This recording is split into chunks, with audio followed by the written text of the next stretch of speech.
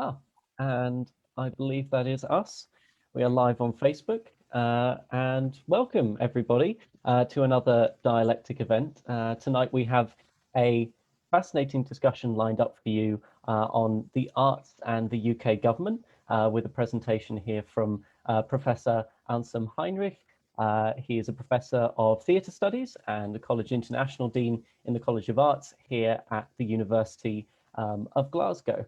We're very grateful to have you here. Thank you. Welcome. As always, the dialectic process is a participatory one. So everywhere where you may be watching this live stream, there will also be a link to a Slido page where you can pose your questions to Professor Heinrich. And also be sure to give a little thumbs up to other questions you see that you'd also like to see answered. And we can get to all of the most interesting questions that we might be able to answer here. So without further ado, let's get started. Professor Heinrich, take it away. Thank you very much, Benedict, for this very kind introduction. Very good to be invited. I want to say very good to see you all, but I don't.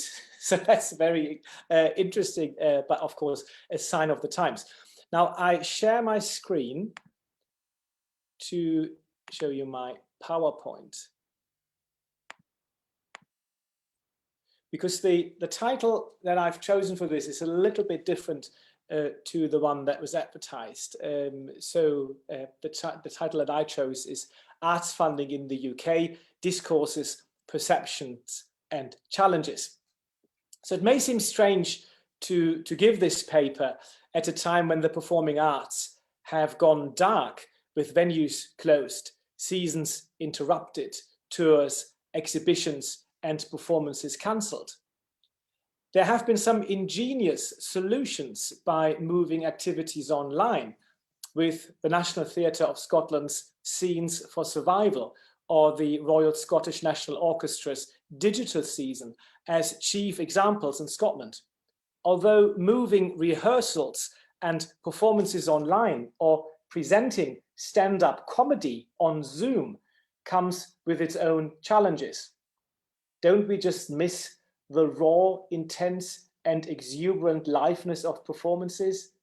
Let's hope we'll be there again soon, and let's hope Johnny McKnight is right when predicting that events will be mobbed by audiences once we open up again. Any events, even if it is just the opening of an envelope.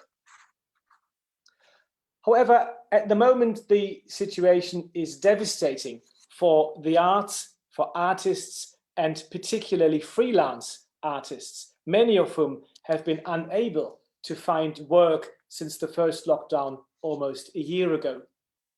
The job situation for artists in funded companies, some theatres, orchestras, and museums, has been better, at least for the moment.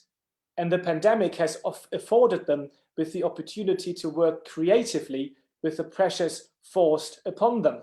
For example, the examples I just mentioned above.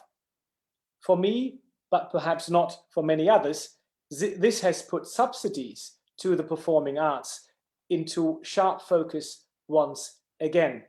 I hope, therefore, that the topic of this paper is not so out of place as it initially might have seemed. So what about the history of subsidies to the performing arts in Britain? Well, the first thing to say is that this is a very short history. Whereas subsidies in some shape or form have been in place in mainland Europe since the late 17th century, with the Comédie Française in Paris, founded in 1680, for example. They were largely absent in Britain, apart from the occasional Royal Command performance. Instead, the link between the British state and the performing arts was for a long time based on two notions: lack of interest and interference via regulations, licensing, and censorship. So instead of facilitating performances and supporting the arts, the focus in Britain for a long time, and quite possibly until 1968, with the eventual fall of censorship has been on restricting, framing, controlling performances. In the following, I'd like to concentrate on 4 aspects to illustrate the above point: on legislation, morals, commercialism, and the, quote, tyranny of the majority.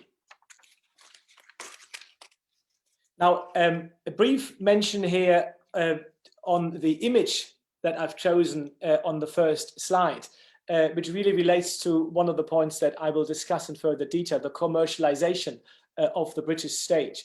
And as you can see here on this image, the people who are, or really should be perhaps, at the center of attention, the actor and the dramatist, are tiny compared to all the others who make for a lavish scenic production. So the stage carpenter, the costumier, the upholsterer, the scene painter, they are much more important in a theater industry that is focusing on set and scene design, on effects, much more than perhaps on substance.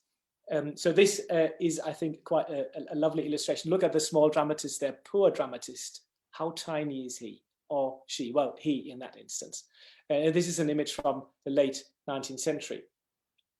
So I focus first of all on legislation.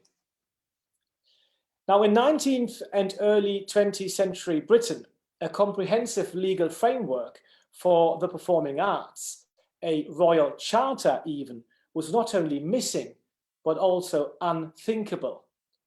Lord Melbourne's 1834 statement, quote, "God help the minister that meddles with art," unquote, defined for decades a stance of non-intervention.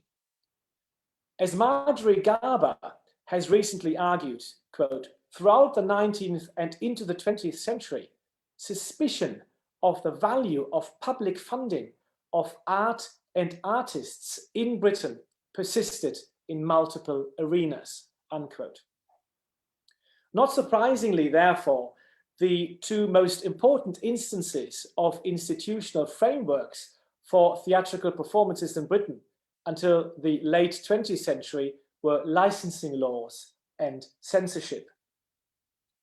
The 1737 Licensing Act tightened censorship and restricted theatrical performances to a small number of patent, i.e. legitimate, playhouses.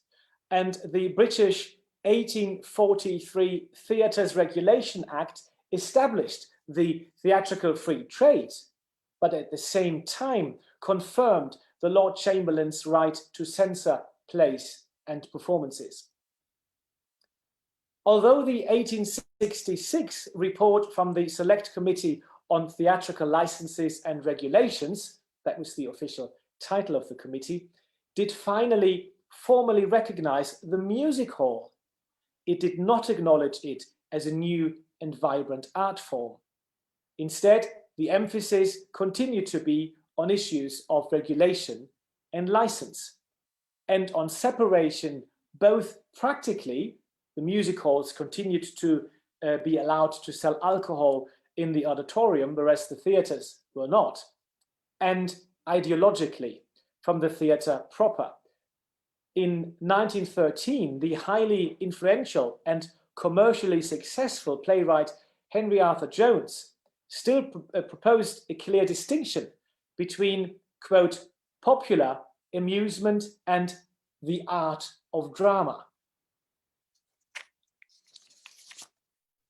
Now, moving on to morals. Now, for Victorian Britain and for Victorian Britain's Christian majority, the theatre was often regarded as morally suspect. Many were intensely suspicious, saw playgoing as a distraction from religion and as a promoter of frivolity, vanity, and female forwardness. In a typical comment of the time, Reverend William Adamson replied to the question whether it was, quote, possible to reform the theatre and make it the center of an elevating influence, unquote, that this quote, has been tried again and again without success. The reason being the evil is essential, not accidental. And if this is the case, permanent reformation is impossible, unquote. John Bennett entitled his 1838 Dublin sermon, which was subsequently published, "The Evil of Theatrical Amusements." And there were numerous similar publications.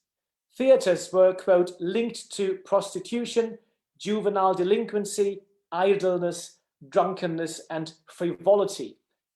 In fact, they were the antithesis of the Victorian worldview, which prized respectability, gentility, decency, education, and uplift, as Geoffrey Richards has argued. In many quarters, and until at least the later decades of the 19th century, theatre was regarded as the lowliest of the arts, if one at all. Illegitimate, i.e. not licensed, playhouses in particular were frowned upon.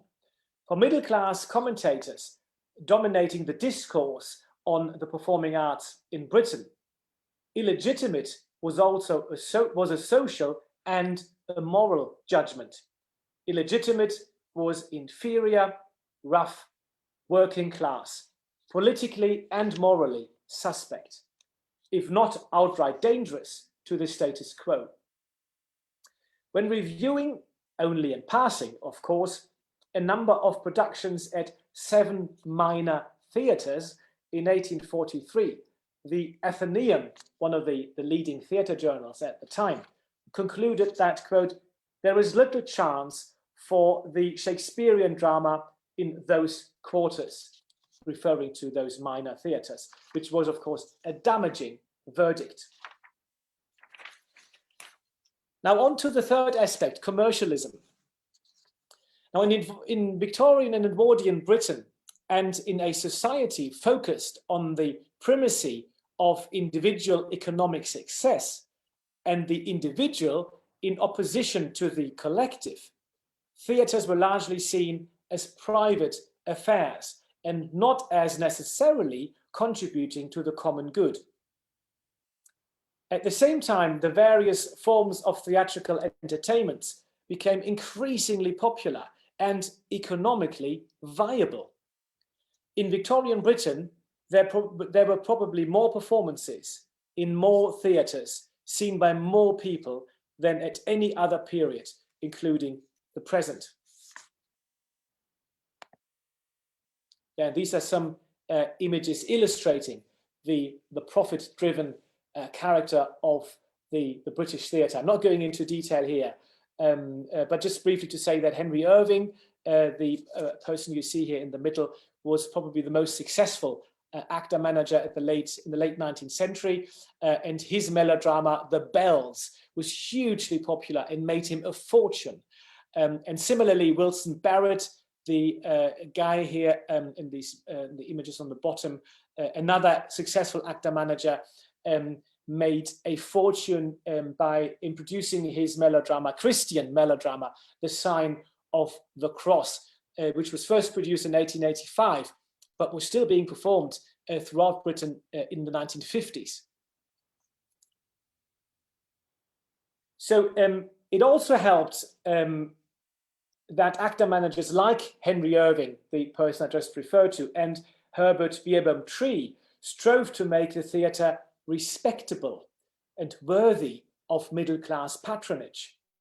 Irving's Lyceum Theatre was referred to as a national theatre without a subsidy. Theatres underwent substantial renovation programs, creating richly decorated auditoria with comfortable seating, expensive carpets and curtains, and the latest stage technology.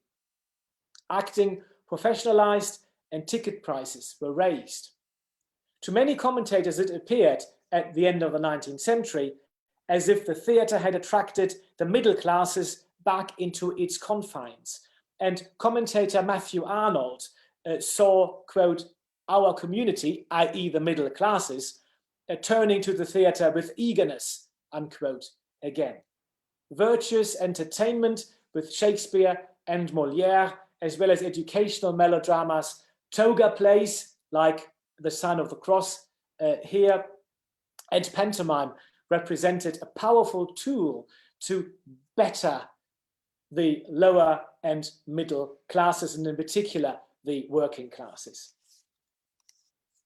However, even when the influential actor-managers of the late Victorian and Edwardian Britain referred to the theatre's important role, for example, in nation building, they had a commercial model in mind, not a subsidized one.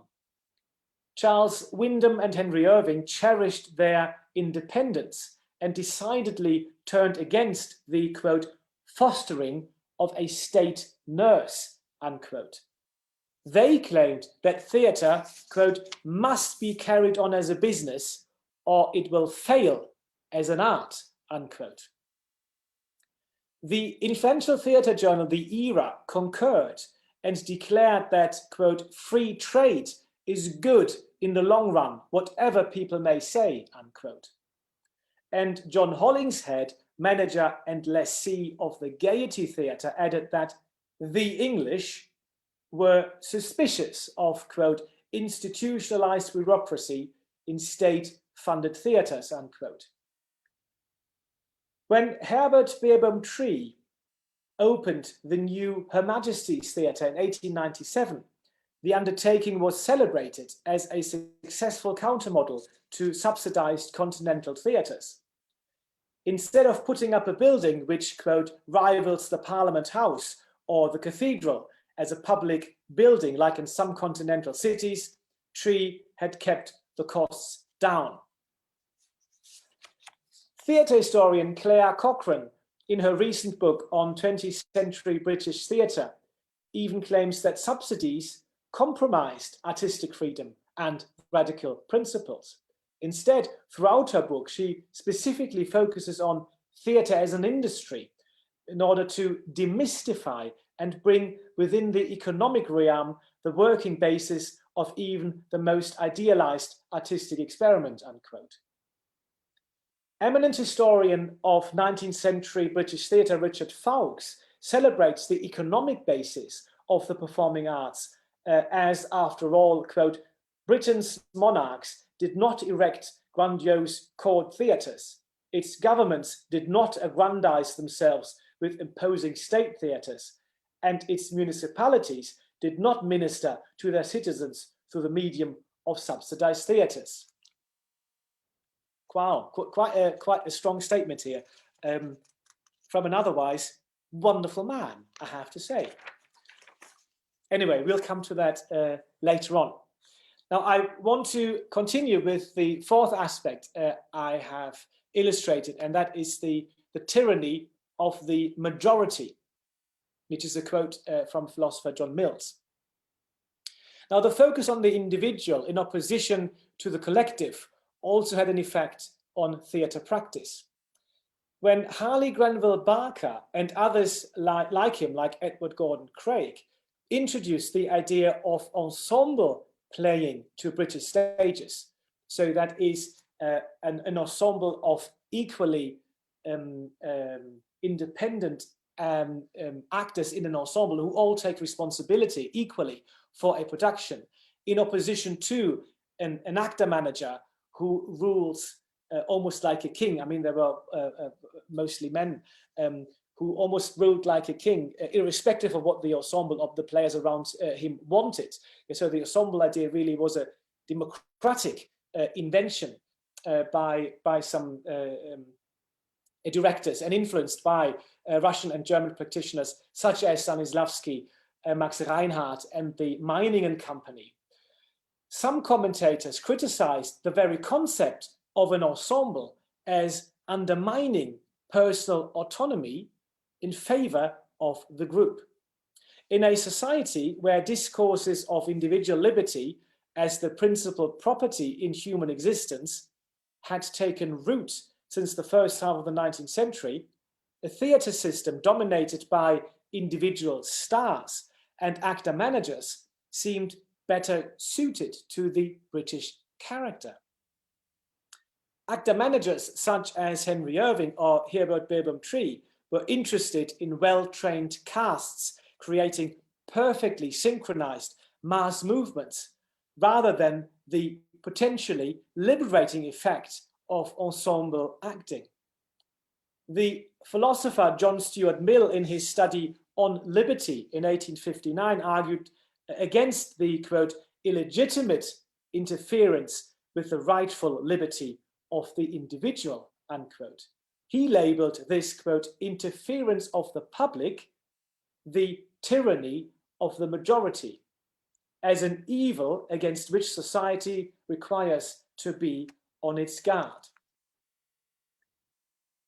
Until today, the business character of the British theatre has not really been put into question, linking more generally to a notion of the great rule of free trade. And this is a quote. Now, the state in Victorian Britain remained almost elusive. Government was a much more tangible concept. The state as a term was never properly theorized as a coherent entity in mid-Victorian Britain. If discussed at all, it was mostly to defend individual liberties from interference from outside. For example, influence from the state, the government, society. A negative rather than a positive definition, not of what the state was and the possibilities it could offer, but rather of what the state should not do. Life's eventual fulfillment was the individual's achievement of maximum happiness and to, quote, allow the free market to work its miracles of growth, unquote. The fear of an interfering rather than a supporting state was certainly borne out by legislation. The regulations around theatre licensing and censorship, as I referred to above, did not suggest a caring state, but one that curtailed artistic activity. Now, if we move to post-Victorian Britain, and I spent some time on Victorian and Edwardian Britain because these really are formative years when we talk about arts funding funding to the performing arts in the UK. I think that really forms the basis of the thinking really until today. Now, if we look at post-Victorian Britain, discourses around arts and society, and particularly the performing arts and their ephemeral character, as opposed to museums, remained largely on these lines, and really until the Second World War. Politics were a matter for Parliament, religious questions were discussed in church, and art was exhibited in museums and galleries, full stop. According to this thinking, the performing arts were either commercial or amateur. Being controlled by economic constraints seemed an altogether lighter burden than being subjected to state control. It is hardly surprising then that West End theatres, for example, saw themselves as integral parts of the entertainment industry, and a lot earlier than before this term was actually coined. Running times of shows were relatively short and could easily be sandwiched between dinner and a late supper for the peckish patron. In this environment, the most important quality for a playwright was usually to be funny. In Somerset Maugham's 1936 novel Theatre, for example, the protagonist, Julia Lambert, contemplates a career for her son, Roger. Every job seems fine, but, quote, he can't be a playwright. He hasn't got a sense of humor, unquote. The prime distinction of a successful play was not its literary, dramaturgical, or aesthetic quality, but that it could pay its way. Audiences positively mistrusted performing arts companies not primarily aimed at making a profit. And that is an interesting point. Yeah, from an audience perspective, that ideal that a play needs to pay its way to be a good play was absolutely borne out. So audiences absolutely sustained that point of view. Barry Jackson and his visionary theatre work in Birmingham in the 1920s and 30s, for example, met with astounded audiences as to run a theatre, quote, for any other reason than for profit seemed to the Midlander a frivolous occupation, meriting contempt rather than admiration, unquote. Even worse, some residents attributed a more sinister motive to Jackson's activities and suspected him of trying to educate the public. Quote, the Englishman has nothing against education, but he thinks it should be kept in its place. He resents any attempt to mix it with his amusements, unquote. At the same time, however, and increasingly it seemed, commentators bemoaned the profit-driven character of the performing arts in Britain. They claimed that intellectually deprived audiences attended performances, quote, not to be worried, but amused, not to digest thought, but their dinners, unquote. J.B. Priestley criticized a situation where the performing arts were, quote, regarded as a commercial affair, part of the entertainment business, and playgoing, like smoking or drinking wine and spirits, is severely taxed, unquote.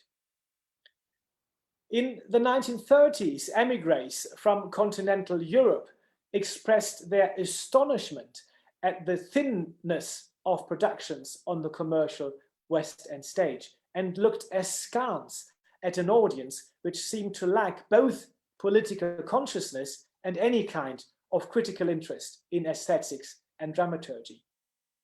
Audiences and commentators alike seemed oblivious to recent developments in the arts on the continent. Edward Dent, famous musician and writer on music history, is on record as referring to Reger, Mahler, Bruckner, and Pfitzner as, quote, all those dreadful composers ending in R. However, it wasn't only emigres from Nazi-occupied Europe who found the British theatre scene lacking. Relating to the commercially successful playwrights of the 1930s, Cecil Chisholm asserted that they were just, quote, clever craftsmen doing capable, efficient work. But if truth be told, our Agneys, Armstrongs, Cowards, Levies, Milnes, and Novellos are all rather small beer. Largely their concern is with polishing the small change of society chatter in Mayfair and Bayswater, unquote. Calls for a radical new understanding of the arts and their role in society grew stronger, and new, more challenging works of art alongside state subsidies, which would provide the necessary framework for their production.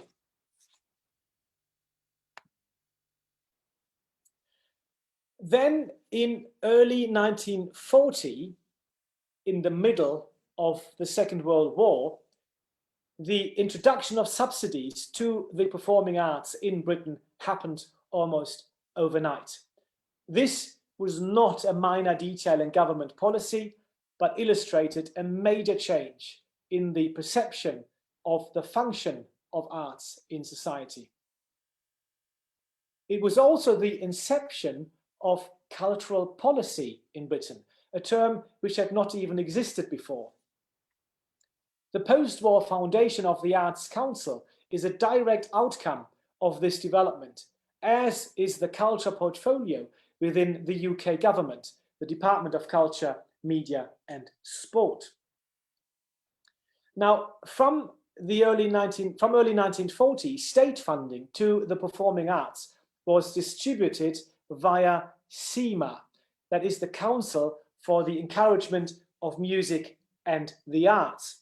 And there were four goals that CIMA followed, and I read them out to you now. First was the preservation in wartime of the highest standards in the arts of music, drama, and painting. Secondly, the widespread provision of opportunities for hearing good music and the enjoyment of the arts generally for people who, on account of wartime conditions, had been cut off from these things. 3, the encouragement of music making and play acting by the people themselves. And fourthly, through the above activities, the rendering of indirect assistance to professional singers and players who may be suffering from a wartime lack of demand for their work.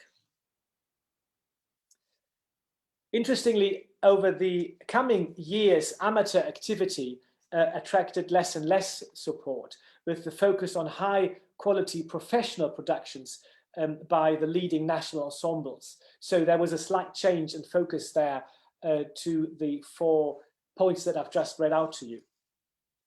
Now, the immediate impetus for the introduction of these measures, however, was not a change of heart and appreciation of the vital role of the performing arts and the performing arts which they could play for the nation, but the fear of an uneventful first war winter and low morale at the home front. That is, I think, an important point. This fear led to a collaboration between the charitable Pilgrim Trust and the Board or Ministry of Education. Initially, both sides contributed £25,000 each, but in the following years, funding increased significantly to almost £250,000 by 1945. The overall sum spent on CIMA and the Arts Council between 1940 and 1950 reached over £2 million. So the rise in funding is absolutely exponential in a very short period of time. This financial backing meant that the British state, for the first time in its history, had become a patron of the performing arts. Now, the educational agenda behind these goals was no secret, as CIMA hoped to create, quote, permanent, educated audiences all over the country, unquote.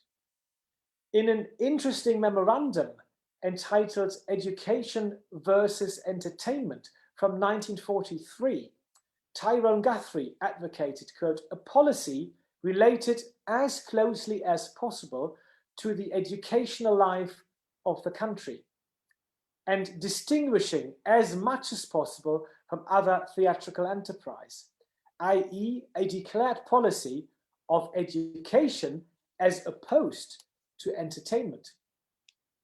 By and large, and I continue with the quote, by and large, the audiences for whom we cater will be intelligent enough to not to be frightened by the label education, and the audience in search of a spree will not go to Shakespeare anyway.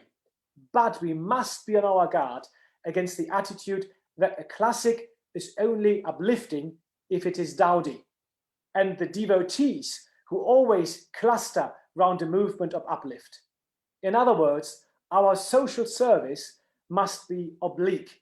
It must not reek of social service, but show itself in artistic vitality, unquote. Now, I show you some illustrations now of what this policy turned against, first of all. Now, these are images of popular entertainments as provided by ENSA. ENSA is the Entertainment's National Services Association. And so these were performances that were put on for the armed forces across the world. And sometimes they were according to audiences, of a questionable quality. They referred to ENSA as every night something awful. But still, this was an important measure by the government to entertain the troops. But this is a kind of entertainment-focused productions that CEMA, the Council for the Entertainment of Music and the Arts, turned against. They saw these kinds of entertainments, the ENSA entertainments, as superficial and not really deep enough to warrant funding, to be honest. So these are two images here. Noel Coward, famous playwright, on a tour to the armed forces here on the left. There are some other images of performances, and you get a feel for the kind of aesthetic that was promoted by ENSA and NAFI as well, which was part of ENSA, those army entertainments that CEMA turned against. And I think I've got one more image here. Here, this is a Pacific Showboat as performed by servicemen at the Lyric Theatre in Hammersmith. So this is the kind of entertainment that CEMA, with its focus on uplift and education, did not want to support and see. What they wanted to see was this. So this is the Old Vic Theatre Company, at the time the most privileged and most important, artistically most important theatre company in the UK, referred to later or developing into the National Theatre, travelling villages in rural Wales. And they did not just tour these villages in rural Wales with any kind of performances, but with Shakespeare and Shaw. That in itself is, I think, absolutely fascinating. And they did the tour by hiring a tour bus, which was driven by one of their main actors. So Lewis Casson, you can see here, is one of the leading men of the company, and he is driving the tour bus. Yeah, so the image, of course, that CEMA wanted to bring across here is that these stars in wartime Britain were working in very basic conditions, like everybody else. But what they were doing, they were bringing the arts to the nation, and not just to London audiences, but to provincial audiences, regional audiences, people who would not have seen Shaw or Shakespeare before, like these villages in rural Wales. And I've got some more images here to give you a feel for that. So that's the tour bus, very basic conditions. If you compare that to the lifestyle of the leading actors and actor managers until the 1930s, living a luxury, if they had made a fortune, with many of them had done, this was very, very different. Yeah, so Sybil Thorndike, Lewis Casson, really the big stars of the time, and the rest of the cast of the Old Vic Travelling Theatre Company sit in the back of a bus as they travel around South Wales as part of their theatre tour. Another image, Sybil Thorndike, Lewis Casson and Anne Casson talked to some local men with a pram and encouraged them to attend the performance of Candida, which the Old Vic Travelling Theatre Company are putting on in their area. These were miners working very hard, 10-hour shift each day or more, and they were being approached here by these leading actors trying to convince them to go to the theatre. I mean, you cannot imagine this. It's an absolutely wonderful image. You might say ludicrous, of what's going on here, bringing the arts, the established, the canonical arts to regional Britain. This is the scenery van, again, in these sort of mining villages in South Wales, touring the properties for those productions. Here, the Old Vic Travelling Theatre Company have arrived. They're setting up in the settlement hall, the venue for the evening, but the settlement hall is also used as a feeding centre. So women and children can eat a meal in the foreground as the stagehands set up behind them. So another layer, of course, of this is that these were images that were being produced for press purposes, you might say for propaganda purposes. So again, showcasing the very basic conditions these artists are working in to bring the great art to the country. Here again on the streets in South Wales, two of the actors are speaking to William Bailey. Interesting, the miner has a name. There's a name attached to that image, which I think is quite interesting. And they again are informing him of the performance they're putting on that evening. And also the actors, those world-class actors, are not staying in any posh hotel, but they are staying with miners' families, normal families, which also host some people who have been billeted from Birmingham. Here, there's some evacuees here from Birmingham who are staying with the miners' family as well. So again, showcasing that these very basic living conditions that the leading actors accept because it is wartime Britain. Now this is the Settlement Hall. Again, quite a difference to the lavish theatres that we saw that were the case in London at the time. And I think I've got another one. Yes, so this is in the dressing room. Again, showcasing those very basic working conditions. So at its heart, CIMA and its policy was a desire to present the best for the most. The onus on the Old Vic Theatre Company or the London Symphony Orchestra, for example, was not only to offer better entertainment, but also to offer it to audiences who may have never seen a professional symphony orchestra or listened to Shakespearean verse before. In 1944 alone, the Halle Orchestra, the Liverpool and London Philharmonics, provided between them no less than 720 concerts to audiences totaling over 1 million. Within a few years' time, Sadler's Wells Opera Company had established itself as the country's leading ensemble with a permanent company, and CIMA planned to reclaim the Royal Opera House, Covent Garden, as the national centre for opera and ballet. It is noteworthy that CIMA did not only support canonical works, but also subsidized performances of avant-garde dance, for example, produced by Kurt Jooss, who was a German theatre emigre. Another feature, and again dictated by wartime pressure more than anything, was a new focus on the regions, as exemplified here in this tour of South Wales, and to bring art to places not necessarily catered for by organised entertainment. From its new base in Burnley, in Lancashire, the Old Vic Theatre Company sent out ensembles to tour the provinces and played seasons of ballet, opera and classical drama at Burnley's local theatre. Additionally, CIMA supported regional performing arts companies and acted as an agency, drawing up funding schemes and encouraged the establishment of non-profit making companies all over the country. The substantial success of state funding to the performing arts seemed to contribute to a change in perception and a growing awareness of the need for financial support.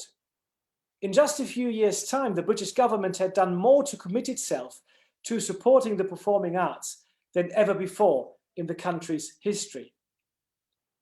Particularly significant was the fact that although Britain had to cope with the most desperate war effort in its history, only a minority objected to spending public money on the arts. In the immediate post-war years, public support for arts funding continued, and both the foundation of the Arts Council and its need for a continual rise in funding was widely accepted and supported.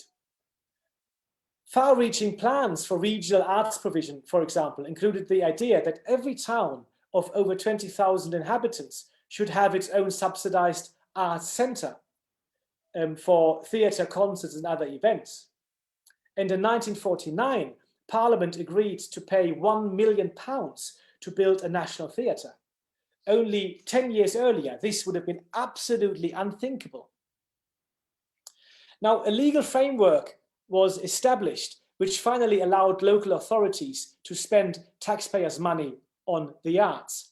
The 1944 Education Act had already allowed for more permanent activities and enabled local education authorities to provide public entertainments. The 1948 Local Government Act confirmed that local authorities were entitled to spend money on an extensive array of entertainment services. And this made it possible of £8 million available to subsidize the performing arts. Thus, the war seemed to have resulted in a situation in which cultural policy was not frowned upon anymore, but was actively enacted by the British government and its agencies. A situation too where public opinion favoured state support for the arts, and the Arts Council was firmly in place with increasing amounts of funding available. Now, we might ask ourselves, what happened? Now, with that framework in place, what happened? Now, in 1958, a report on the first 10 years of local government funding and on the Local Government Act had found that the opportunities for subsidizing the performing arts had not been taken up. Instead, arts funding reverted to largely centralized models, which are still in place. And although technically operating at arm's length from government as quasi-independent funding body, the Arts Council has been acutely aware of, or in fact, more directly influenced by, changing government policies. Each major change in the priorities or methods of arts funding has happened, if not simultaneously with a change of government, then shortly after, or largely because of it. It seems then that we can identify 4 different phases in post-1945 arts funding. And I realize that I'm need to come towards the end of my paper, and I don't want to ramble on. Yeah, but I want to illustrate 4 phases of arts funding post-1945, and then really come to the situation in Scotland at the time as I see it. Now, phase 1 is the first. The first includes the founding period during the war and the election of the Clement Attlee government in 1945 as Prime Minister, amid discourses around the welfare state and the nation's common good. The Arts Council of Great Britain quickly aligned itself with professional rather than participatory work. Cultural policies reflected the orthodoxy of a prevailing canon that should be made available to the public, but not shaped by them. For this reason, most money was spent increasing and maintaining an infrastructure of traditional building-based arts institutions, such as theatres, opera houses, and museums. The 3 dominant concerns of CIMA, participation, touring, regionalism, were eventually abandoned in favour of professionalism, buildings, and major cities, particularly London. Now, the second phase begins with another Labour win in 1964. Labour's election victory saw immediate changes to both the mechanics and the political drive of the Arts Council. From its inception, the Arts Council had been aligned and was answerable to the Chancellor of the Exchequer. Almost immediately, Labour announced that the Arts Council would henceforth be associated with the Department of Education and Science. Perhaps even more importantly, the government's choice for this minister was Jenny Lee, one of my heroes. I need to say this straight away. Jenny Lee, absolutely amazing. She was from a Scottish mining background and a forceful supporter of the arts. In 1965, the government released a white paper, A Policy for the Arts, the First Steps. This paper placed the arts as a central and vital part of the nation's common good, on par with health and education. It was not an option. Now, the third phase in the 70s had seen the slow but steady dismantling of the politics of consensus that had existed since 1945. Upon winning the Conservative leadership election in 1975, Margaret Thatcher outlined her beliefs in her first conference speech. "Let me give you my vision," she says. "A man's right to work as he will, to spend what he earns, to own property, to have the state as servant and not as master. These are the British inheritance," unquote. Thatcher's political philosophy has become known as commodification.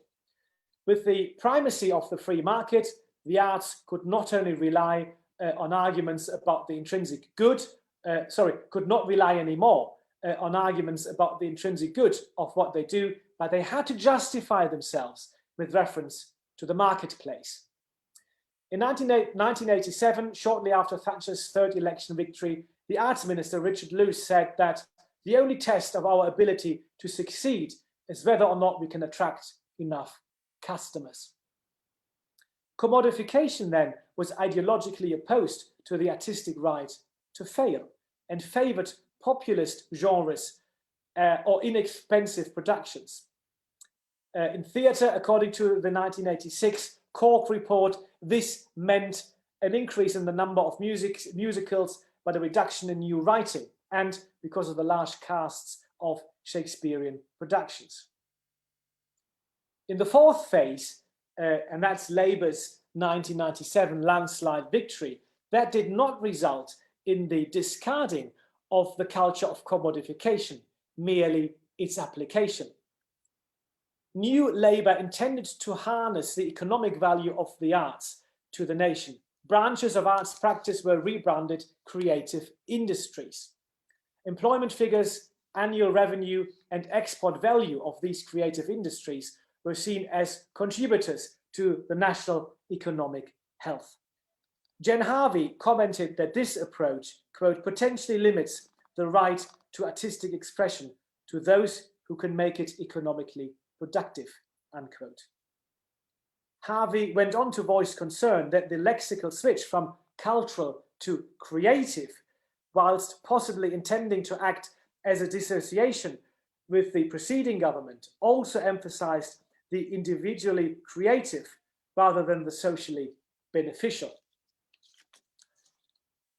Now, since the revolution in 1999, the Scottish executive, or now government, has responsibility for cultural policy and decides on how much to give to various cultural services. For example, the Scottish Arts Council, which is now Creative Scotland, of course, Scottish Screen, or Historic Scotland. The economic value of the creative industries still remains a key factor, with heritage and a focus on Scotland featuring more prominently under Fiona Hislop. An early success of this approach was the National Theatre of Scotland. Its establishment in 2004 was generously funded with about £7.5 million of subsidies, and it delivered.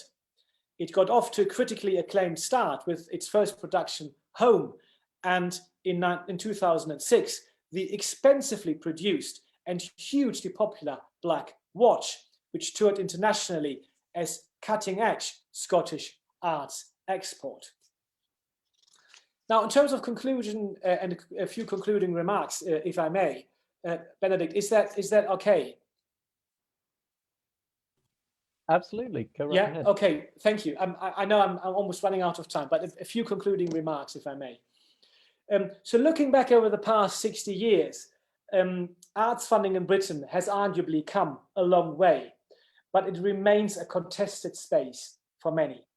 A, because of the fact that despite claims to the contrary, it fundamentally remains government and not state funding, as explained above.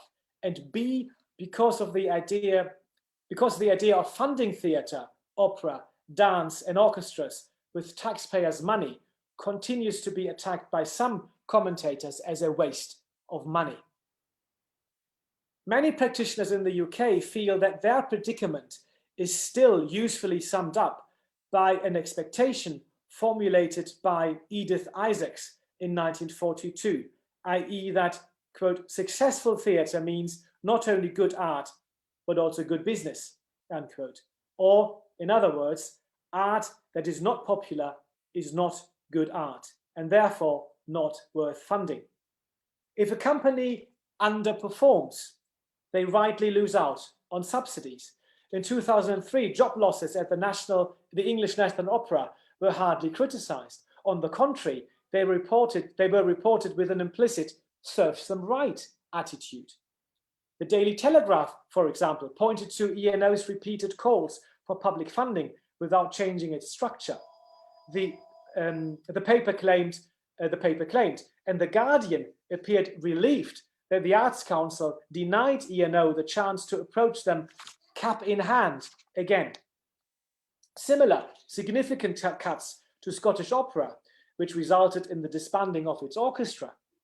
attracted similar reactions in 2003 and pointed to repeated and allegedly overly generous funding payouts.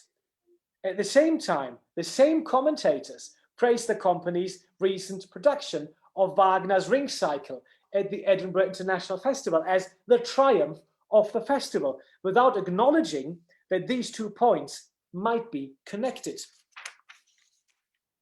Still, these debates should not detract from a fundamental change in perception illustrated and following on from the 1940 legislation.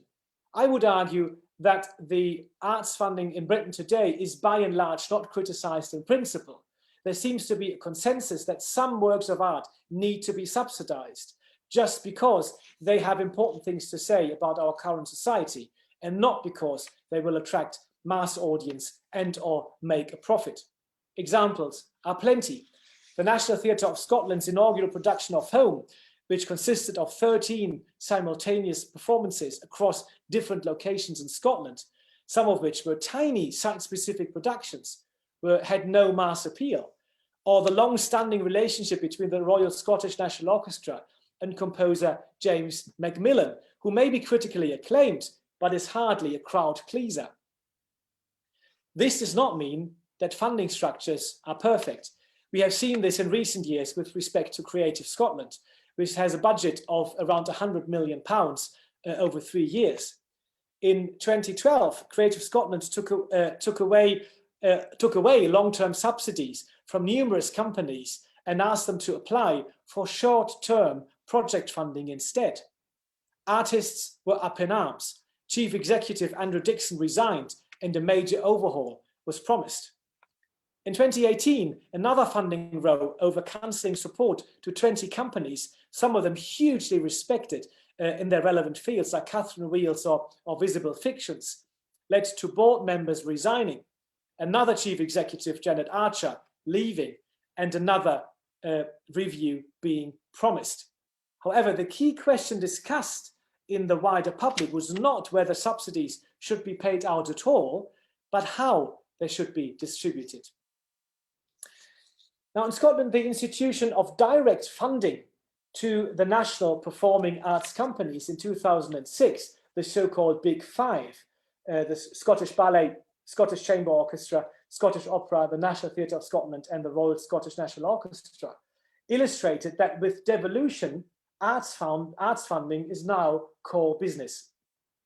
Although the sums paid out are relatively small if compared internationally, around 23 million pounds in total in 2018, and that's not much if you compare that to the Berlin Deutsches Theater, which roughly received the same amount in 2013 alone. So one theatre receiving that amount of money, and the Berlin Deutsche Oper, the German opera house, gets almost twice that money every year, around 40 million euros. But still, these subsidies are an important signal that the arts matter for the well-being of the Scottish nation. A radical step in the British context, which represents a direct link to the 1940 legislation.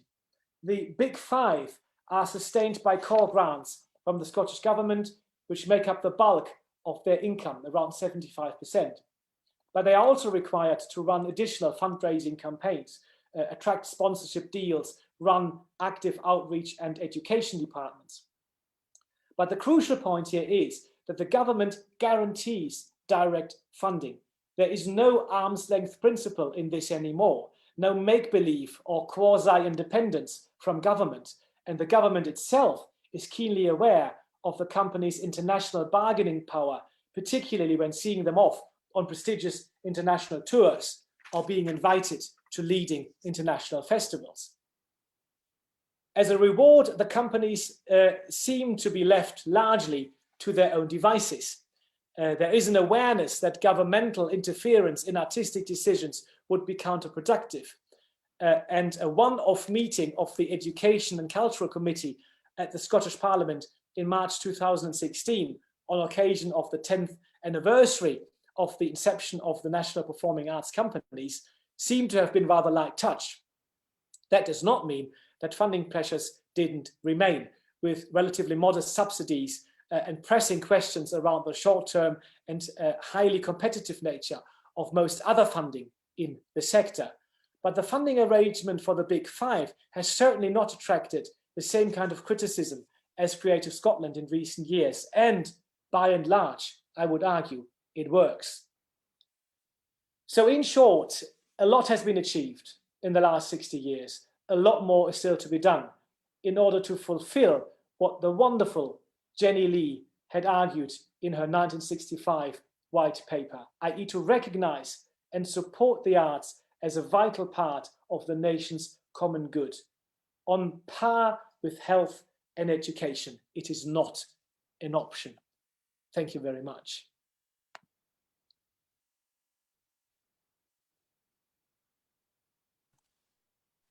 Thank you, Professor Heinrich. That has been a fascinating talk so far. We do have many questions coming in. I'd like to address a couple of those now. Just a reminder to our audience, as we do have so many questions coming in, we do want to make sure that we are answering the most burning of those. So be sure to register your votes on which questions you'd like to see asked. And the first thing I want to touch on is a problem which seems to be recurring, threaded throughout the story which you've told us tonight, Professor, and that is essentially a question of allocation and the decision-making processes which have to go into to how funding gets allocated whenever it's done in a central way. I suppose the question at its core is essentially, is it possible to both fund arts to a degree that is acceptable and fund arts in a way that allows it to thrive without an introduction of some element of, I suppose the extreme case would be censorship, but even just subtle biasing in either the sectors which receive the most attention or even the productions and the content which are most supported? Is there a way to avoid that problem? And if so, how might that be achieved best? Yeah, I think that's a very, very good question. And that's a question that comes up again and again in debates about funding, taxpayers' funding. Because of course, whoever is paying money towards something, an entity, it has certain expectations. And that will always be the case. I think at the moment, well, first of all, because the other extreme, of course, is if you are entirely in the marketplace, if you're only looking at making a profit, that of course has an influence on your decisions just as well. So influences on decisions take place either way. So whatever the funding model is, either commercial or being funded, there are always expectations to what you can and what you should do. Now, I would put a positive spin on this. I would say that taxpayers' money funding, government funding, state funding, and particularly if it's on a long-term footing, like with the Big Five in Scotland, for example, or largely, which is the case in Germany, you allow for experiments, for artistic experiments, for things on stage that can otherwise not be said. You allow for longer rehearsal periods. You allow for critical voices, for voices that perhaps otherwise are not being heard because they are not crowd pleasers. They don't have a mass appeal, but they're still important to be heard. And that could be an expectation in and of itself. But of course, and at the moment, I see the Scottish Government's involvement really as relatively light touch, as long as those performing companies have a voice on the world stage, as long as they are invited. And that, of course, is problematic in and of itself. Yeah, as long as they're invited to festivals, as long as they tour internationally, as long as they're being recognised as being linked to Scotland, that is something that the government wants. But I think that is, compared to the other model, the commercial model, that is something that probably those companies can live with very well. And I suppose that also plays into the to the slightly more fundamental question of to what extent this is something to be that should come under the purview of government rather than left up to the marketplace. That's something you've touched on a few times, but it's an annoyingly recurring question. I think perhaps in political discussions about these kinds of things. Yeah, what do you say to would you say to the average person who wonders where arts funding should come in levels of prioritization alongside some of the priorities you mentioned at the end of your presentation there, health, etc. These kinds of things which are essential to giving everyone what they need to survive. Yes, I mean, that is a very difficult question, and particularly in a pandemic. I mean, how can you prioritize the arts over health and the vaccination program? How can you prioritize the arts in the Western world over funding projects in the global South? So that there are many things which make it difficult. It's a lot easier for me to say the arts are more important than Trident, for example. You know, that for me is an obvious thing, and there are other areas as well where easily can be made savings to support the arts. But in terms of more seriously, in terms of the questions that some people ask, I think most of the art, most of the things that we now enjoy on stages, and that being, you know, opera or symphony orchestra or dance or in the theatre, some of the works that we now take for granted would not have been able to being produced had it not been for funding. And that, say, Mozart, yeah, and his writing being funded by benefactors at the time. Of course, it wasn't state funding at the time, but it was aristocrats, the courts that funded the work. But without that kind of trust and money being put behind creativity, without knowing that this will actually pay its way, that is so important. And as I say, we would not have the richness of also what we see in museums, for example, in the cultural sector in general. We would not have the richness of that, of our arts, had it not been for some investment. If it was only about bums on seats and making money out of what you produce immediately, you have an immediate financial impact, then a lot of the things that we cherish, that we like to read or to see, as I say, would not have been produced. It would be really, really boring. Absolutely. And another one of the themes which has come up in a few questions, which have been sent to us tonight, center around the wider implications of art on culture and identity, especially national identities. What would you say the impact of how arts funding has been handled in recent history? What would you say the impact of that has been on, say, for example, what some might say has been a loss of a distinct British culture and an unclear national identity? Is there a way that has played into that problem? That is difficult. That's difficult to answer. I mean, certainly in Scotland, Scottish identity, Scottish heritage is right up the agenda with the Scottish government. And you can see that in school curricula, but you can also see it in funding. I wouldn't say, and I've not seen this with any of the big five companies, for example, that the Scottish government would say, oh, well, you need to do this. You need to produce that play, or you need to put on that opera because it's by a Scottish playwright or a Scottish composer. But there's certainly an interest in establishing some kind of a Scottish identity. Whether that has succeeded, I am not sure. And I also would be wary of any government, any funder saying you need to establish a particular identity and a particular national identity. That I think is always dangerous and difficult. I am much more of a support of a global identity, and also, you know, just human rights, basic human rights. I think are much more important than any national identities. But it certainly plays in to some of the discussions behind the scene. But I would also say that a lot of the funding agencies and governments are, I think, a lot more cognizant of the fact that direct intervention into programming, for example, is totally counterproductive. Because people are very aware, and as the question here already illustrates, people are very aware, very acutely aware of possible interference. So that, as far as I can see it, is something that funders nowadays really, if it's governments in particular, or local governments, or regional governments, civic governments, really try to avoid.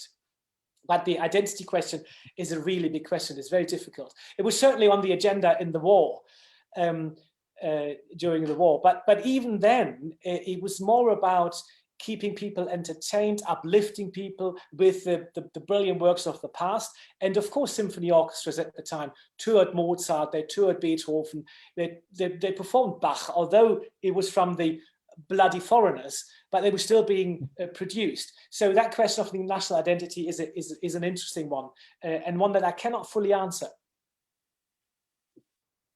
I suppose it comes back to a similar problem to what we were discussing with influence more generally. That there will be influencing factors which exist outside of government decisions, and then it becomes a question of where we wish to direct the government decisions which are made. Another one of the questions we've got similar to this discusses one of the other specialisms in your work, which has been examining Germany. And similar questions of how art is handled and developed there. The question which has been sent to us is: do you think that if in the UK we were to adopt similar practices, principles, approaches to what Germany has done in recent years, would that have a positive effect on national identity, on culture more generally, and perhaps also, what effect might that have on the quality of art in general? Well, positive, I would say, full stop. I mean, you can't really compare it because the traditions are very different. And for example, one of the things that you can see in Germany having had a huge impact was the regionalism. Germany is a latecomer to the national state idea. It was really only a national state from our unified national state from 1871 onwards. That's very late in the European context. So there was regional identities, even civic identities play a much bigger role. And the arts in that play a bigger role as well, because there's always this element of competition.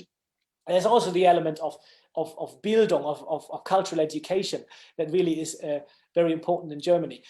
So it's very difficult to apply that to Britain, where it's a different societal and historical context. But I still think if you were to transplant the funding models in Germany to Britain, it would have a very positive effect, particularly because it's largely not national funding that you see in Germany, but it's local funding. So it's the cities themselves who pay for museums, for theatre companies, for opera houses, and of course they get their funding partially from national bodies as well. But the ultimate responsibility is with civic authorities. So there's a very strong sense not of national identity but of local identity, and that I think would be really our regional identity, which would really work well. For example, in Scotland, so Falkirk would have its own civic theatre. Dundee would have its own fully funded dance ensemble. So the opportunities that would afford are endless, and in my view, are absolutely positive. But again, you need to look at circumstances and contexts.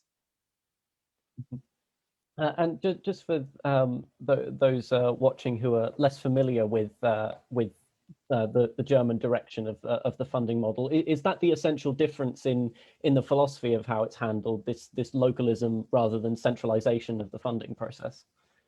So financially, that's certainly the case. But historically, also there's a much greater preparedness to pay for the arts and see the arts as on par with education, with the fire service, with hospitals. It's something that you just do. It's not really. It is debated in detail, but not really as a fundamental principle of what the state or local authorities should do.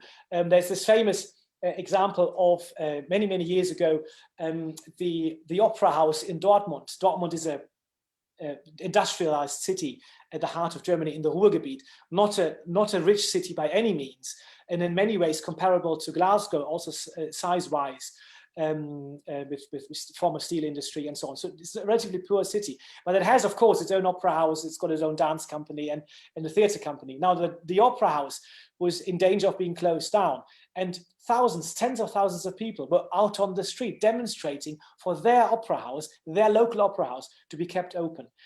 So that is it's almost ingrained in the psyche that this is something, a catalogue of responsibilities that cities have. You know, it's not something that can be taken away easily, but there is clearly a local pride. You know, this is our theatre, and absolutely, this is better, our theatre, than the one in Bochum, 30 miles down the road. You know, ours is better, and our football team is better, of course. So it's all of these things, but there are very strong local identities that play a part here, and funding levels are significantly higher than over here. And that's a fascinating difference, because it's sort of hard to imagine being in one position or the other, just how different a kind of general energy or approach to that is. I just want to finish by discussing, and we have had a few questions on this, finally addressing the elephant in the room, COVID.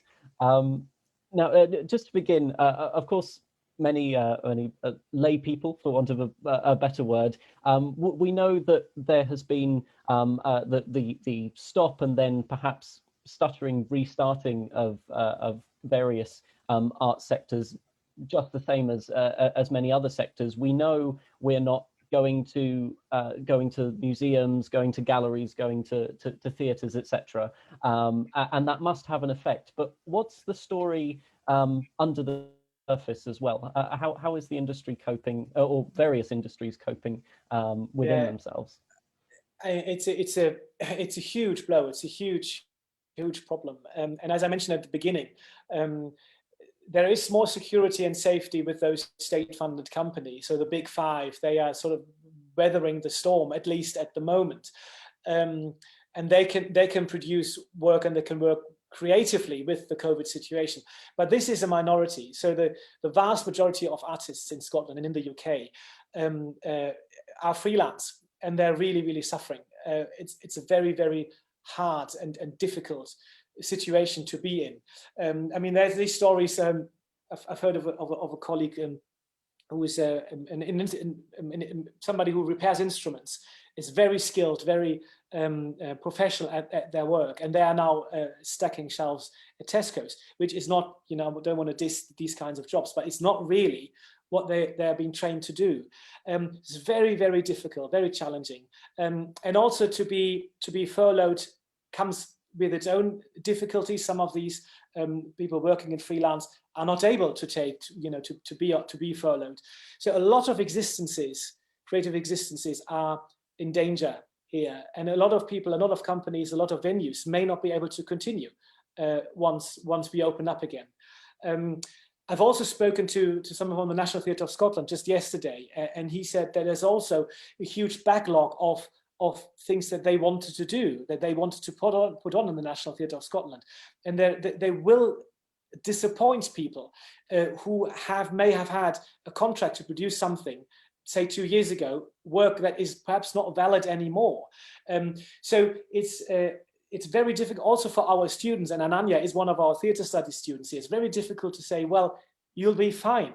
Yeah, when we don't know when we are opening up again, we don't know when we will see full theatres and opera houses and symphony orchestras again. You know, when will that happen? To say everything will be fine, it's going to be a long way back. Museums are in a slightly better position. I think social distancing in museums is a little easier, but with venues producing work, it's going to be very difficult.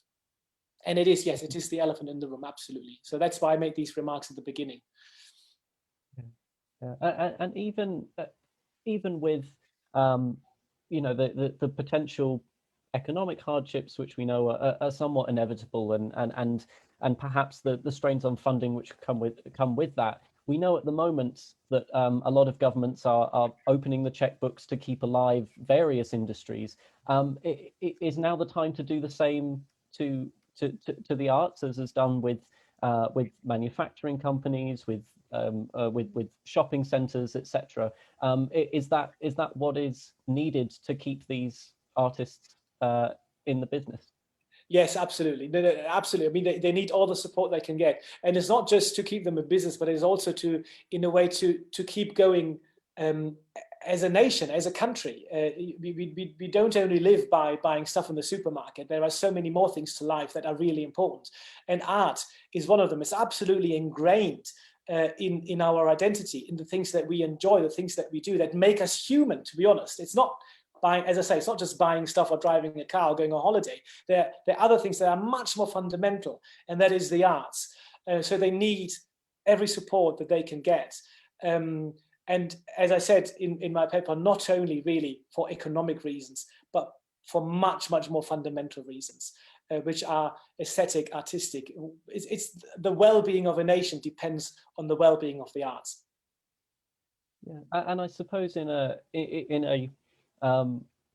well, you can argue how loose an analogy it is, but in somewhat of an analogy to the situation you were discussing through wartime. How important do you think theatre and art in general is important to an important way for a society in extremely trying times like we're going through now to be able to use that to reflect on the events and cope with what's going on? How important is that for us as a population to deal with what we have to face? Yeah, I think it's crucially important, and the Second World War may be a good example. I mean, that was a much more fundamental crisis. That was, Britain was on the brink of being occupied by Nazi Germany in 1940. In fact, that's what many people expected. It will be occupied. Now, what does Britain do? What does the government do in early 1940? It spends money on the arts. I mean, it is absolutely unimaginable. I mean, that is a revolution that they did at that point in time, to keep the nation sane, to keep the nation going, to not only to keep people occupied, but keep them alive. And so if Britain can do it in the Second World War, it has to do it now to keep us going and to keep us alive and to keep us sane.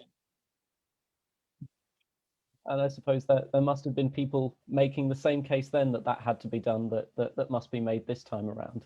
Yeah, and I think at that time it was even more unthinkable. It was even more revolutionary. I mean, how would you even think about spending any penny on the arts when you should put every penny that you have into new Spitfires? You know, that how can you even make that argument? And it was made, and it was successful. And you know, so that's, in many ways, I see this as a precedent to a situation now, which of course is in many ways not comparable at all to the crisis of the Second World War. But just as crises go, you know, it's a pretty big crisis at the moment. And I suppose that's as close in these times as we're going to get to ending on an optimistic note, that there is a precedent for dealing with these kinds of problems. We have crept towards the end of our time here. Professor, thank you so much for coming in. This has been a fascinating talk, and thank you for taking questions from our members. Yeah, it's been an absolute pleasure. I'm going to hand over to Ananya now to make a few final announcements. But just from me, thank you for coming to see us, and thank you everyone for watching. Thanks, Benedict. Thank you. Just echoing what Benedict said there. Thank you so much, Professor, for sparing your time and coming and talking to us about this. And thank you, Benedict, for also helping out with chairing the event. Thank you. There was an incredible experience. And thank you to everyone who came and watched. If you enjoyed this and like what the Dialectic Society is all about, we have a couple of events coming up. Firstly, we have a public speaking competition, which is going to be held on Saturday, the 13th of March. The event's up on Facebook, and there's a short briefing video along with others that will be posted soon. And there will be a form up where you can register interest. But don't worry, we aren't just saying there's going to be a competition and leaving you hanging you to dry. We're also having a workshop in preparation for the competition that will be held next week on Wednesday, February 24th at 6:30. There is another Facebook event up for that as well. If you like the Dialectic Society and just want to know a bit more, please do contact us through social media, be it Facebook, or email dialecticsociety@googlemail.com, or on our Instagram. We will make sure to reply to you as soon as we can. But thank you all for coming. Thank you, Professor. Thank you, Benedict. And hope to see you all soon. Thank you very much. Thank you. Bye-bye.